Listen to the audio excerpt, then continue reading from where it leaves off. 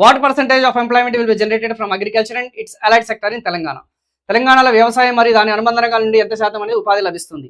So please write answer it. It's a straightforward question and it's a very easy question. Yes, the right answer is B. So since it's a straightforward question, దాదాపు 46% మొత్తం మన తెలంగాణ రాష్ట్రంలో వ్యవసాయం మరియు అనుబంధ రంగాల్లో ఆధారపడే వాళ్ళ యొక్క శాతం ఎంత? 46%. మరి భారతదేశంతో పోలిస్తే ఇది ఎక్కువనా తక్కువనా?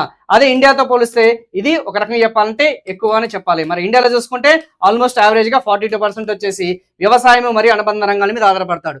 సో పడుతున్నారు. సో ఒకవేళ కంపారిటివ్ గా స్టేట్మెంట్ అనేది అడిగితే, కంపారిజన్ తెలుసు కదా, ఇండియాకి సంబంధించిన తెలంగాణ రాష్ట్రానికి సంబంధించిన కంపారిటివ్లీ స్టేట్మెంట్ అడిగితే మాత్రం ఖచ్చితంగా ఏది ఎక్కువ ఏది తక్కువ అనేది అడిగే ఛాన్సెస్ ఉంది. ఈ యొక్క పీరియాడిక్ లేబర్ ఫోర్స్ సర్వే అనేది ఏదైతే ఉందో ఆల్రెడీ మన ఇండియన్ బడ్జెట్ లో చెప్పా కదా, దాదాపు ఒక 2 సెషన్స్ నుంచే ఆల్మోస్ట్ మనకి 10 మార్కులు అనేది రావడం జరిగింది. 20 రూపాయలు పెట్టడం జరిగింది. సో వీలుంటే Indian budget Telangana budget 20 rupees ఉంది, అది తీసుకుని మొత్తం ఈ డాటా అంతా కూడా చాలా క్లియర్గా ఎక్స్ప్లెయిన్ చేశాను. PLFS సర్వే కూడా ఎక్స్ప్లెయిన్ చేశాను. వీలుంటే అది తీసుకోవడానికి ప్రయత్నించండి.